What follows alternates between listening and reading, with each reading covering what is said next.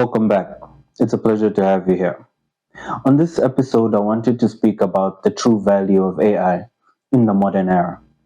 A lot of things have changed, and a lot of things will continue to change. But it's important that we simplify ideas and we understand them on a fundamental level. There's a lot of AI hype going around, and there's some channels which are really spectacular that dissect it and break it down. Then there are others that try to just simply get on the hype to get more views.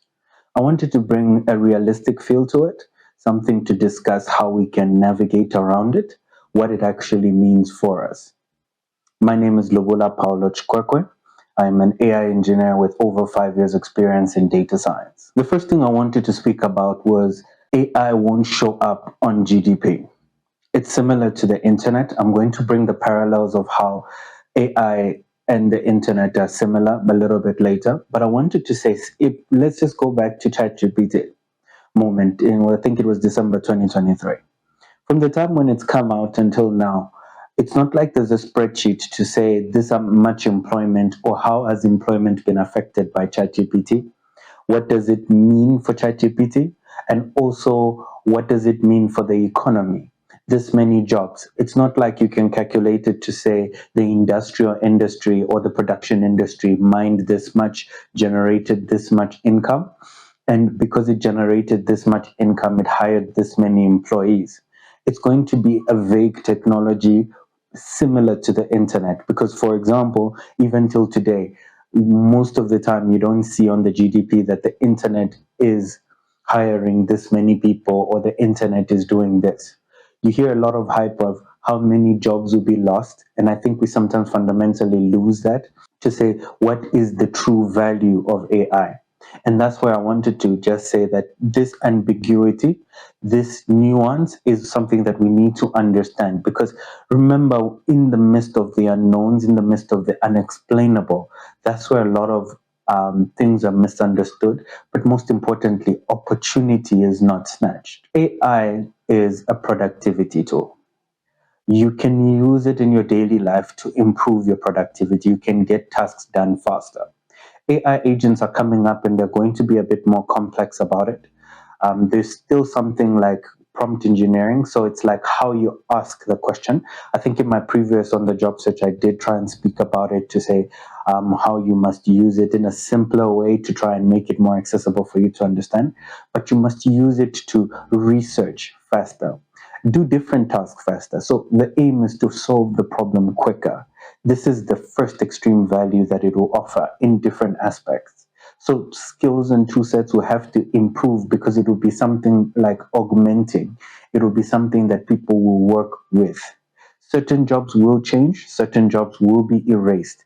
For example, a few years ago, things like an influencer on TikTok didn't exist. These are new roles that have existed from the internet. It's something that stands out, but things will evolve. But it's understanding that little bit of nuance, that little bit of like, where does it come from? So I want people to understand that the true value, when we strip everything away, it's how you solve problems. I know a lot of people are talking about the tool itself making people dumber. I don't believe in that personally. People will adapt to new technologies. When the calculator came, I know it's a simple, dumbed down example. When the calculator came, there were protests by maths teachers and professors saying that they don't want people to write exam, it will make people dumber. History has proven that they were wrong. And in time, people will be proven that they're wrong on some of their statements. But we have to first discuss it, understand it, and also understand that there is this ambiguity. And in that ambiguity, it's about trying to discuss and dissect and understand the nuances to be able to understand where it is. I spoke earlier about the parallels between AI and the internet. The internet, when it first began, there was a lot of hype. This is in the early 2000s. I'm talking about when it became mainstream. I know that it started in the late 90s, and I know that there's accusations of DARPA, but let's leave all of that behind. Let's just focus on the 2000s.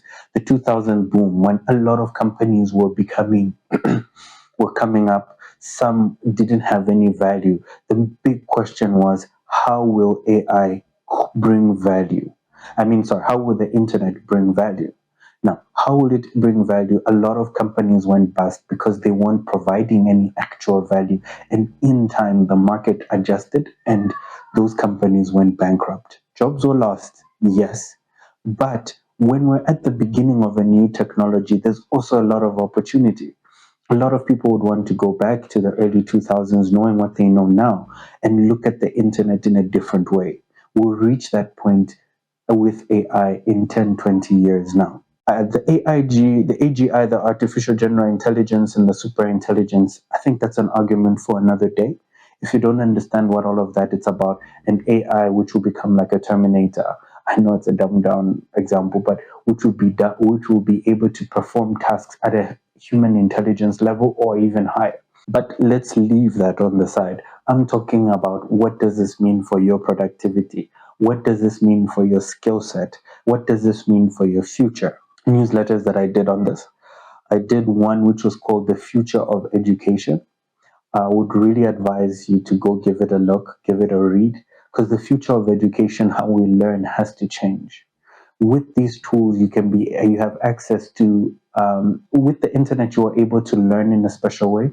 I credit YouTube a lot with how I learned, but when I learned these ideas and these concepts, it was already later when the AI chatbots arrived.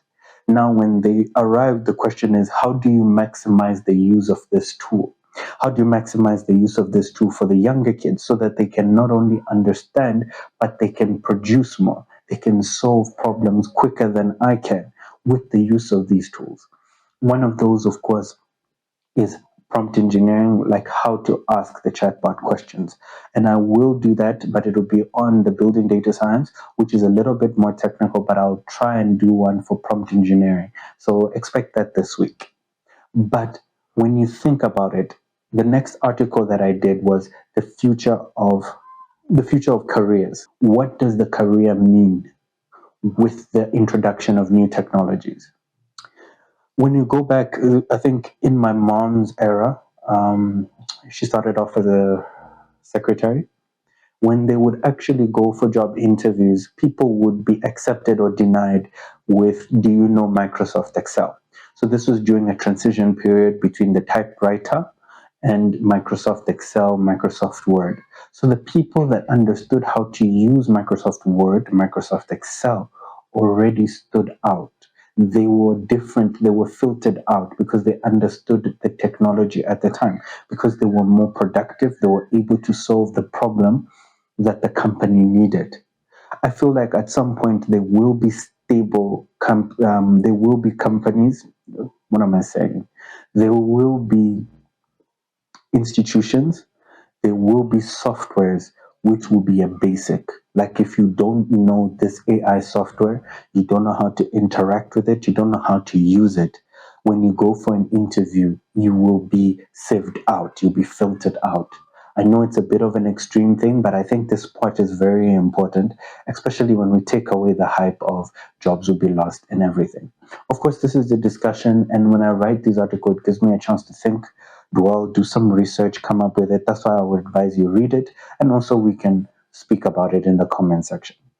The last thing that I wanted to speak about, I think I spoke about it in the previous episode of AI not being accountable or not being responsible. So it will be more like a co pilot. When you're doing the job, it will be assisting you. But the problem is, it can't be accountable for a decision. In the previous episode, I spoke about how it will affect major parts of society in terms of job applications. People will be saved out, but I'm now speaking on it in regards to you working. When you work, you use it in terms of doing the work. But when the accountability part comes, it will be you who will be there. So it's about using it, understanding the good and the bad, which will also mean you have to have a real deep understanding. Not well deep, but you have to have a better than average understanding of what you're working with. Hence what I said, people will be saved in and out. And this will be in different industries. Remember, Microsoft Excel, Microsoft Word, these were things which many different careers you find that if you didn't know them, you were already saved out. Similar to you don't have a driver's license, you don't have a car. I think this is something that's been on my mind, and I wanted to just make sure that I get it out and people can understand where I'm coming from. I don't want to rant and rave too long, but thank you so much, and I'll see you soon. Bye.